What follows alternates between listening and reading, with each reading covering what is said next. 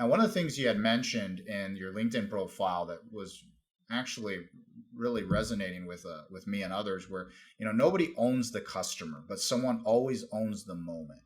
Can you kind of elaborate a little bit on that? How does a company own a customer's moment? The way you ask that, my answer sounds a little silly, but you do it through, you do it through ownership. You've got to give your employees the ability to own moments. Give them permission. I've talked about that in training before, that I need permission to answer the question. And so if I give you permission to own the answer, at Bell South, we were struggling with folks who were leaving in a churn situation, and we were giving away too many credits to try to hang on to customers. So we got together in a room and talked about how to solve that. And what our decision was to put all of our agents through a negotiation training and have them the ability to listen and negotiate with the customer.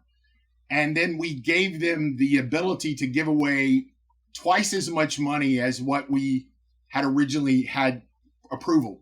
Because what was happening is they could give up to $100, but then for anything more, they had to get a supervisor's approval. So now I've got somebody coming to somebody and asking a question. And so when we trained them on how to negotiate, when we trained them on how to get to the specific need of the customer, what we found is they were able to solve problems, and our credits actually went down and our churn went down, because what I was doing was giving them ownership to the moment, giving them that ownership. And then I also would ask the listeners out there, when's the last time that you talked about a customer situation when you're talking to your agents, when you're talking to your supervisors? Use moments. We've talked about customer opportunities on this call. Use moments where you're trying to change a policy or change a process.